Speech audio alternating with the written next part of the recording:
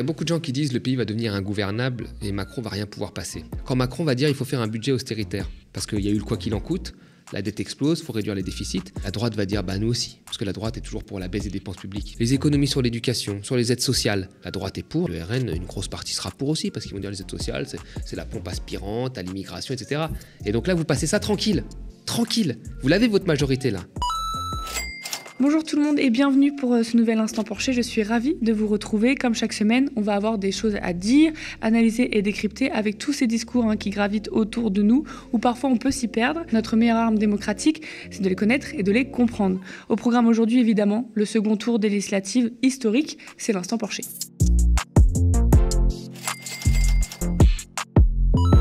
Ça y est, on sait à quoi va ressembler notre Parlement et tout est bousculé ensemble à 246 sièges, la NUPS 142, le Rassemblement national 89, LR UDI 64, la gauche 13, la droite 9, les régionalistes 6, le centre 5 et l'extrême droite 2 sièges. Et on note un fort taux d'abstention à 53,86%. Alors on y reviendra, car ce ne sont pas tout à fait les mêmes qui se sont abstenus. Gros tour de force pour la NUPS, LFI passe de 17 à 72 députés. ELV ont 23 sièges, alors qu'ils n'en avaient aucun. Alors comme vous l'avez vu, la majorité absolue de 289 députés n'est pas atteinte par le parti d'Emmanuel Macron. C'est la première fois depuis la mise en place du quinquennat que le parti présidentiel n'arrive pas à convaincre aux législatives. La NUPS a réussi à s'imposer en première force d'opposition et le duel fut rude. Pour les 61 cas où s'opposait la NUPS au Rassemblement national, seuls 7 candidats ensemble appelaient ouvertement à voter NUPS et 10 candidats disaient qu'aucune voix n'aille au RN. Et la NUPS n'est pas la seule à faire une percée. Le Rassemblement national obtient 89 sièges à l'Assemblée et peut peser très fort. Notamment dans les duels qui opposaient la NUPS à un candidat ensemble, qu'ont fait les LR à ce moment-là et qu'ont fait les RN. Les électeurs républicains, les LR, ils se sont abstenus, semble-t-il, à 35%. Et ceux qui, ensuite, ils ont voté pour ensemble à 60%. Donc on voit bien qu'on a eu un apport là assez substantiel. Et 5% pour la NUPS. En revanche, les RN, ce n'est pas du tout ça. Les RN, dans cette configuration-là, ils sont restés chez eux pour 1 sur 2. 52% n'a pas voté. Et surtout, 30% a voté plutôt pour la NUPS et 18% seulement pour Ensemble. Donc vous voyez que dans la chute aussi de Ensemble, il y a cet élément qui a joué. Une partie des électeurs RN, j'ai envie de dire, qui a voulu se payer quand même Emmanuel Macron et ses candidats en allant voter beaucoup plus pour la NUPS que pour Ensemble. C'était la consigne de vote de Louis Alliot, par exemple, pour faire tomber Castaner. C'est cela, en fait. Ils l'ont fait. Ils l'ont fait. Et puis on a également, quand on était dans des duels NUPS-RN, qu'est-ce qui s'est passé du côté des électeurs d'Ensemble? Alors là, les électeurs d'Ensemble, ils ont refusé ce cas de figure. À 72%, ils sont restés à la maison, ils se sont abstenus. Et puis il y a quand même une petite majorité relative, 16%, qui serait allé voter quand même pour la NUPS, contre 12% pour le RN. Et c'est l'inverse chez les LR, ce qui peut aussi expliquer le bon résultat du RN ce soir. Chez les LR qui se voyaient offrir donc un duel NUPS-RN, eh bien 58% sont restés à la maison, mais 30% sont allés voter à ce moment-là pour le RN et 12% seulement pour la NUPS. Alors Thomas, que disent les résultats des législatives sur les forces en présence ? En fait, ils confirment pour la première fois ce qui s'est passé un peu à la présidentielle. On a ces 3 blocs qui sont là, qui apparaissent. On a le bloc de la majorité présidentielle, qui est important et qui est le bloc majoritaire, même s'ils n'ont pas la majorité absolue. Puis on a le bloc de l'Alliance des gauches, la NUPES, et on a le bloc d'extrême droite avec le RN. Donc on a ces 3 blocs-là qui sont arrivés et qui ont 3 forces politiques importantes à l'Assemblée nationale. Donc sans passer finalement par la proportionnelle, on a retrouvé les 3 forces en présence de manière assez importante dans cette Assemblée. On peut noter la progression extrêmement forte du Rassemblement national entre 2017 et 2022. Et ça, je veux dire, quasiment tout le monde l'avait théorisé, et moi en premier lieu, c'est que les réformes libérales, partout où elles sont appliquées, et des réformes économiques libérales, partout où elles sont appliquées, elles font monter l'extrême droite. Ça a été le cas aux États-Unis, ça a été le cas au Royaume-Uni, ça a été le cas en Italie, où on nous vantait tout le temps, regardez, les Italiens, ils sont courageux, ils ont fait le Job Act, ils ont libéralisé le marché du travail, tout va bien. Monsieur Salvini était monté à des scores de popularité extrêmement élevés.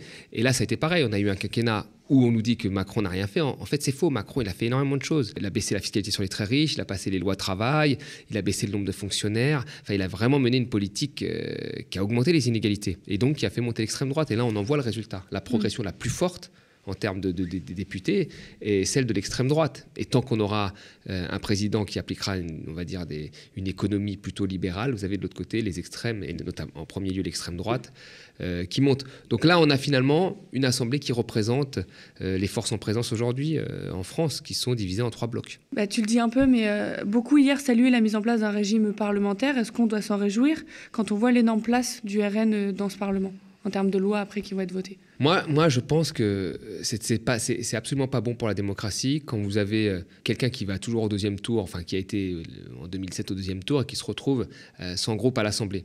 Alors ça ne veut pas dire que tout se passe à l'Assemblée, hein. On a bien vu Marine Le Pen, elle a quasiment été absente. Enfin, on ne la voyait pas du tout à l'Assemblée. Je ne parle pas en termes de présence, mais elle n'avait pas de groupe, etc. Et ça ne l'a pas empêché de faire des très bons scores aux européennes et de faire un très bon score à la présidentielle. Donc tout ne se passe pas à l'Assemblée.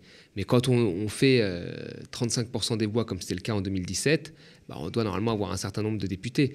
Tout le monde parlait de la proportionnelle. Là, finalement, elle a quelque part eu lieu, cette proportionnelle. Et Marine Le Pen a été plutôt absente à la fin de la présidentielle. On l'a moins vue dans les médias, mais on voit bien que c'est là toute la dangerosité. Hein. On voit bien que le Rassemblement national est un parti aujourd'hui qui sait gagner des élections, puisqu'ils ont mis des gens, ils ont fait du terrain, etc. Et les scores ont parlé. Donc oui, cette montée du Front National est extrêmement inquiétante. Elle n'est pas surprenante, parce que ça fait... Je veux dire, Macron a une politique très brutale. Ça a fait monter plutôt l'extrême droite que la gauche, hein. En tous les cas, ça, c'est les faits qui le montrent. Et donc voilà, et Macron a toujours voulu se retrouver face à l'extrême droite pour pouvoir faire le barrage républicain et gagner. C'était aussi sa stratégie. Donc il a joué avec le feu, on en paie les conséquences aujourd'hui. Et le seul responsable de ça, c'est Macron. Moi, j'ai tout le temps dit que Macron, c'est le premier carburant du Rassemblement national. Et là, c'est démontré par les faits. On va revenir à la NUPS, du coup, qui fait aussi une grosse percée. Oui. C'est quoi les défis et les risques pour l'Union des gauches à partir de maintenant? Moi, je pense qu'il faut que la NUPES reste unie. Il faut qu'elle reste unie. Alors, beaucoup de gens parient sur le fait qu'ils vont se diviser, qu'il y a certains candidats hier qui ont gagné, des socialistes qui ont dit « moi, je suis indépendant », etc. Mais quand même, il y a eu un moment là, la plupart des socialistes, la plupart des communistes, ont eu des postes grâce à l'Alliance. Sans Alliance, je crois que le Parti socialiste n'aurait quasiment pas de poste. Ils l'ont eu grâce à l'Alliance. Et les écologistes aussi, également. Ils n'avaient pas de groupe maintenant. Ils l'ont eu grâce à cette Alliance. Je pense que tout le monde en est conscient. Donc là, il faut que ces gens-là restent soudés. Voilà. Alors, ils vont avoir différents groupes, mais aussi, comme la majorité présidentielle, a différents groupes, entre Édouard Philippe, entre Bayrou, etc. Là, il faut qu'ils aient différents groupes, mais il faut vraiment qu'ils restent unis, pour peser, parce qu'il va y avoir des grosses réformes. Et là, quand on voit un certain nombre de réformes, l'alliance de la majorité présidentielle d'ensemble avec la droite peut faire passer pas mal de réformes économiques. Et puis on se demande, beaucoup se demandent comment va être gouverné le pays avec une telle assemblée. On n'a que très peu vu ce cas de figure, pour ainsi dire jamais. Donc comment ça va se passer, tu penses? Alors il y a beaucoup de gens qui disent que le pays va devenir ingouvernable et Macron va rien pouvoir passer. Je ne suis pas aussi sûr de ça. Il faut faire très attention à ça. Parce que vous savez, il y a un certain nombre de réformes, et notamment des réformes économiques, dont tout le monde se fout, les gens ça les intéresse moyen, parce qu'on est plutôt sur les questions qui enflamment le débat, c'est des questions de sécurité tout le temps. Sécurité, immigration, il y a un certain nombre de questions comme ça qui enflamment le débat. Les questions économiques, jamais. Donc quand Macron va dire « moi je veux la retraite à 65 ans », est-ce que la droite va s'opposer à ça? Elle va dire « bah non, nous on la veut à 67 ans, ou 70 ans, ou je ne sais quoi d'autre, mais ça va dans le bon sens, donc on va voter ». Voilà. Quand Macron va dire « il faut faire un budget austéritaire », parce qu'il y a eu le quoi qu'il en coûte, la dette explose, il faut réduire les déficits. Je propose un budget austéritaire fort. La droite va dire, nous aussi, parce que la droite est toujours pour la baisse des dépenses publiques. Quand Macron va dire, je supprime, tant de postes de fonctionnaires, je fais des économies sur tel service public. La droite ne va pas s'y opposer. Elle va dire, il va pas assez loin. Il va pas assez loin. Nous, dans notre programme, on voulait supprimer 150 000 postes de fonctionnaires. Ils vont dire ça. Macron veut en supprimer que 120 000. Oh bon, c'est pas grave, mais on va quand même voter, ça va dans le bon sens. Puis là, il y a peut-être même le RN qui va voter pour ça. Parce que le RN, sur l'économie, c'est assez proche de Macron. Donc là, sur des réformes clés, alors la réforme des retraites, il peut mettre des gens dans la rue, c'est ça le problème. Mais sur d'autres réformes, c'est-à-dire les premiers budgets votés, budget austéritaire, la réduction du poste de fonctionnaire, les économies sur l'éducation, sur les aides sociales. Vous faites des économies sur les aides sociales, moi je suis persuadé que la droite est pour et que le RN, une grosse partie sera pour aussi, parce qu'ils vont dire les aides sociales, c'est la pompe aspirante à l'immigration, etc. Et donc là, vous passez ça tranquille. Tranquille. Vous l'avez votre majorité là. Et Macron, c'est ça qui l'intéresse au départ. Et puis après, ça va se disputer un petit peu sur une histoire, un fait divers. Ah oui, il faut plus de sécurité, Macron n'est pas ferme, parce que là, on joue sur 2027. Mais sur les mesures importantes de l'économie, il y en a plein qui vont passer. Et avec l'extrême droite. Donc Macron n'est pas si isolé qu'on le pense dans les réformes qu'il doit faire. Et en fait, ce qu'il importe, lui, Macron, c'est quoi? C'est que là, on a besoin de toucher un peu d'argent du plan de relance européen. D'accord? On a besoin de ne pas trop se faire taper sur les mains par l'Allemagne en Europe. Et l'échange, c'est quoi? Ça a toujours été le cas, partout. C'est de montrer qu'on fait des réformes structurelles, des réformes économiques. On économise un peu sur l'hôpital, on économise un peu sur l'éducation. Bien sûr, on joue sur les mots comme Macron le fait. C'est-à-dire que, vous savez, en fait, les dépenses doivent augmenter chaque année en fonction de la population, en fonction de l'inflation. Et là, on va moins les augmenter. On va dire, mais si on les augmente, mais on les augmente moins que l'inflation, moins que la population. C'est-à-dire que par tête, ça diminue. Mais on va dire, oui, on va les augmenter. Et là, vous allez avoir la droite, l'extrême droite, qui va dire, aucun problème. Donc, moi, je pense qu'il a sa majorité. Donc, il ne faut pas dire que le pays va être si ingouvernable que ça. Ça va crier, on va tous se montrer parce qu'il faut passer à la télé, etc. Et puis, si tu fais un petit clash, tu passes à la télé et tu es content. Mais sur le fond, les réformes vont continuer. Est-ce que c'est tenable, du coup, pour Emmanuel Macron et Elisabeth Borne? Est-ce qu'ils peuvent se permettre la dissolution vu des scores extrêmement serrés, On l'a vu, Elisabeth Borne, elle a gagné à 1 ou 2% d'écart dans sa circonscription dans le Calvados. Est-ce que c'est tenable pour eux? Est-ce qu'ils peuvent risquer... Je répète un peu ce que je dis dans la question précédente. C'est-à-dire que là, si Macron il arrive à passer ces réformes qui lui tiennent à cœur, c'est-à-dire la réforme des retraites et des budgets un peu plus équilibrés, parce que c'est ça en fait qui lui tient à cœur au fond. Je veux dire, Macron, il a fait sa campagne de 2017 quand même sur l'économie. Il n'y a pas de souci. Sur le reste, voilà, ça va un peu crier, c'est le jeu. Lui, il va laisser la basse-cour crier, puis il prendra le 20h pour expliquer qu'il a changé, qu'il a tenu, que c'est faux. Mais les autres réformes passeront et donc voilà, tout ira bien. Donc ça, c'est la première des choses, vraiment. Donc, pourquoi il prendrait le risque de dissoudre l'Assemblée? Alors, si ça devient intenable, peut-être il va le faire, mais pourquoi il prendrait ce risque-là? Parce que là, il pourrait perdre encore plus gros, parce qu'au fur et à mesure où ça avance, finalement, c'est pas bon pour lui. On voit qu'il y a une forme de détestation qui monte, des grandes têtes de la Macronie sont tombées. Et après, sur Elisabeth Borne, est-ce qu'il va changer Elisabeth Borne? Alors là, il y a un peu de la psychologie. Je connais pas Emmanuel Macron, mais je l'observe depuis ce quinquennat, même avant le quinquennat, parce que j'avais écrit un bouquin là-dessus, enfin plutôt sur sa pensée économique. Mais je ne le vois pas céder. Je le vois pas. C'est pas son genre. Dire là, j'ai compris, je change, Elisabeth, ce ne sera pas maintenant. Je ne pense pas. Alors peut-être je me trompe, peut-être je me trompe. Mais là, ce serait vraiment un aveu d'échec. C'est-à-dire qu'il n'a pas la majorité absolue, plus il change sa première ministre. Pour moi, ce serait un aveu d'échec trop fort. Là, il va devoir changer les gens du gouvernement. Peut-être qu'il va aller draguer des gens de droite, plutôt, pour montrer que il y a des liens possibles, mais peut-être même pas non plus. Mais bon, peut-être qu'à terme, il remplacera Elisabeth Borne par quelqu'un comme Bruno Le Maire, qui peut faire la jonction entre LREM et la droite, peut-être aussi. Mais sur le moment, dire « je retire Elisabeth Borne tout de suite », ça veut dire que ça montre qu'il est affaibli. Et je ne le vois pas, Emmanuel Macron, ce qu'il nous a montrer à ce point qu'il est affaibli. Non, il va la garder pour dire « je la garde ». Et puis, le rôle du Premier ministre chez Emmanuel Macron, c'est pas grand-chose en réalité. C'est ça son Premier ministre. C'est tous décident à l'Élysée. Il a toujours pris des Premiers ministres qui étaient peu connus du grand public. C'est lui qui les a faits en réalité. Édouard Philippe et M. Castex ont été faits par Macron. Donc là, il prend Elisabeth Borne, c'est une femme. Alors peut-être qu'il a dans son pari, il s'était dit une femme de gauche. Donc ça va calmer un petit peu les gens de gauche, mais visiblement, il ne sait pas trop ce que c'est d'être de gauche, parce qu'elle avait voté quand même des réformes dures dans l'assurance chômage. Mais je ne le vois pas changer comme ça. Donc moi, je pense qu'il va y avoir un remaniement à l'intérieur avec ceux qui ont perdu, peut-être quelques secrétariats au ministère en plus, qu'il n'y a pas eu, mais je ne vois pas tout de suite le remaniement. Mais à terme, il est possible, et moi je pense que là, il mettra quelqu'un comme Bruno Le Maire qui peut bien faire la jonction entre la droite et LREM, avec un positionnement plus économique très bon et aligné à celui de Macron. Donc là, ça plaira à tout le monde. Là, il n'y a pas de souci. Mais pas maintenant, je ne pense pas. Alors, dans tout ça, il y a un homme, Jean-Luc Mélenchon, qui ne va pas devenir Premier ministre parce qu'ils n'ont pas eu la majorité absolue. Qu'est-ce qu'il va devenir? Alors, je pense que Jean-Luc Mélenchon, ça a été tellement haut. Enfin, c'est vrai que ça a été loin, là. C'est-à-dire que il a fait 3 présidentielles, chaque fois il a fait plus. Tout le monde s'est dit qu'après 2017, une grosse partie des gens ont dit qu'il n'arriverait pas à refaire l'exploit, il a été encore plus loin. Puis là, il a réussi sur les législatives, à quand même transformer ces législatives en un 3e tour. C'est quand même impressionnant. Donc Mélenchon, dans le paysage de la gauche française, je pense qu'il est inscrit comme un référent pour de très longues années. Un petit peu comme Lula au Brésil. Ou peut-être Bernie Sanders aux États-Unis. C'est-à-dire que ça va être un pilier, un espèce de sage comme ça, et personne ne pourra le critiquer. Ça, je pense que ça va être très difficile. Même des gens du PS, on ne pourra plus le critiquer comme il a été critiqué à la présidentielle. Parce que tous aujourd'hui, lui doivent leur poste.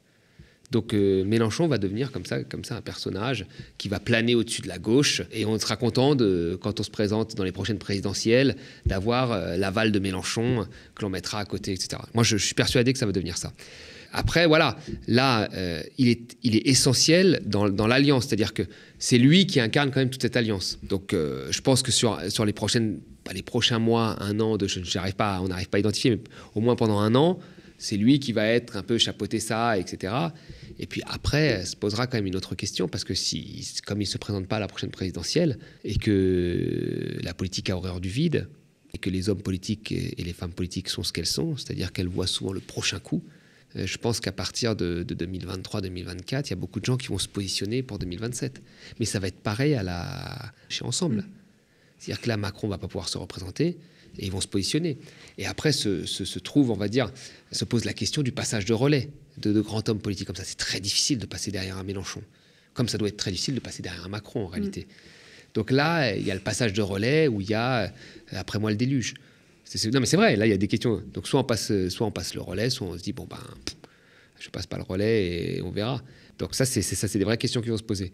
Mais Mélenchon incarnera tout le temps, moi je pense, dans le paysage d'une gauche vraiment de gauche, hein, pas d'une gauche vendue au centre, comme l'incarnation de quelqu'un qui a réussi à faire une très bonne campagne et qui devra valider un peu les décisions, mais un personnage important quand on se présentera dans des élections. Ça c'est sûr, j'en suis persuadé. Et tu vois qui alors pour lui succéder? Mais quand vous avez quelqu'un qui a un tel poids, c'est ce que j'ai dit, c'est très difficile de voir. Après, il y a des talents qui sont montés et que là, on connaît bien maintenant à la LFI. Mais je vois aussi, moi, des gens qui vont du côté d'Europe Écologie Les Verts se dire pourquoi pas moi. J'ai pas de souci. Je pense qu'aujourd'hui, même ceux qui restent du PS, que je ne porte pas forcément dans mon cœur pour ce qu'ils ont pu faire avant, je les vois plus se vendre à Macron. Je pense que ça y est, ils ont compris. C'est fini. C'est-à-dire que ils pourront plus dire cette réforme c'est pas mal, faut supprimer 100 000 postes de fonctionnaires, c'est bien. Enfin, ça ils l'ont fait avant déjà. Ils ont fait la loi travail, ils ont fait tous ces trucs là et le CICE, ils ont fait plein de trucs dégueulasses avant. Mais là ils le feront plus. Là je pense qu'ils le feront plus. Donc je pense que sur les votes, ils vont être assez uniformes en fait.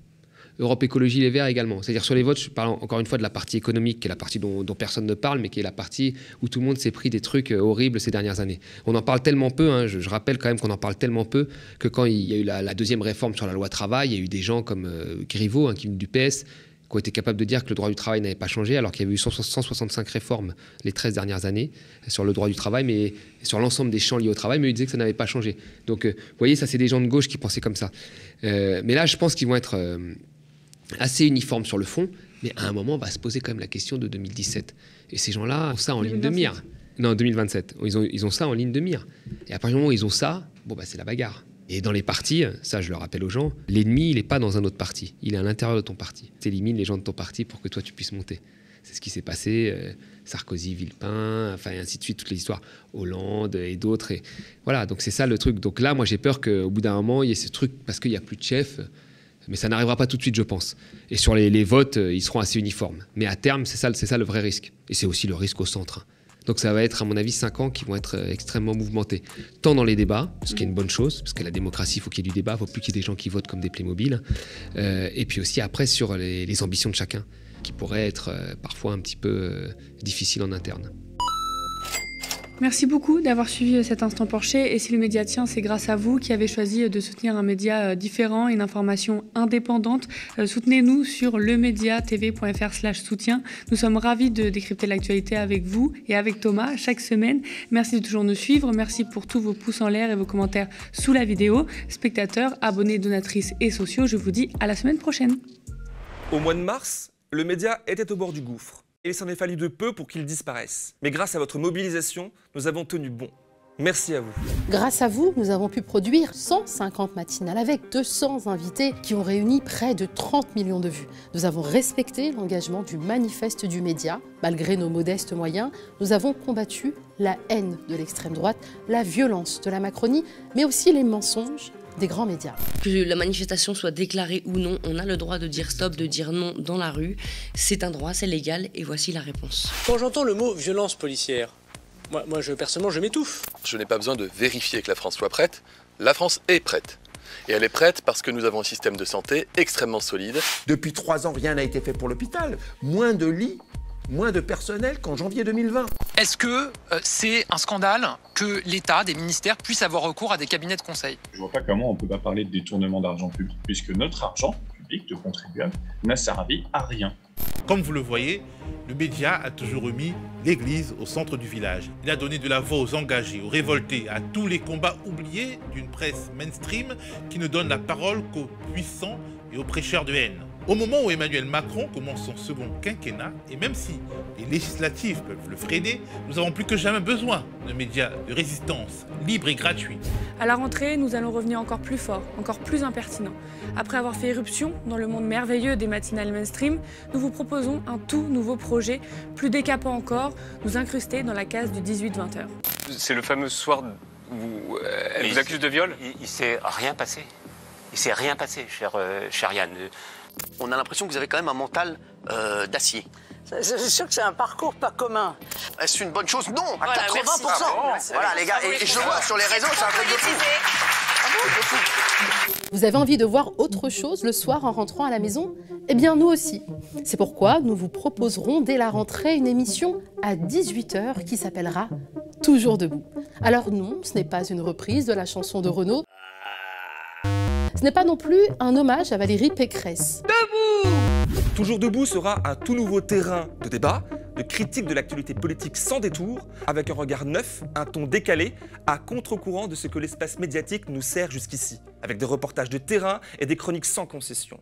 Cette émission, nous allons la construire avec vous. Car le média, ce n'est pas seulement une équipe de journalistes professionnels, ce sont 4500 sociétaires appartenant à la plus grande coopérative médiatique de France. Une coopérative engagée qui ne sera jamais sous le joug d'un milliardaire qui dicterait notre ligne éditoriale. Mais vous le savez, si nos contenus vidéo sont proposés gratuitement, leur production coûte cher, très cher. On met un pognon de dingue. Et un format de l'ambition de Toujours debout mobilisera des moyens inédits. Ainsi, pour que cette ambitieuse saison 6 du média puisse voir le jour, notre objectif est d'atteindre le prochain palier des 15 000 abonnés. Pour être une véritable alternative médiatique. Abonnez-vous, aidez-nous à atteindre le prochain palier de 15 000 abonnés pour que le média, votre média, reste toujours debout.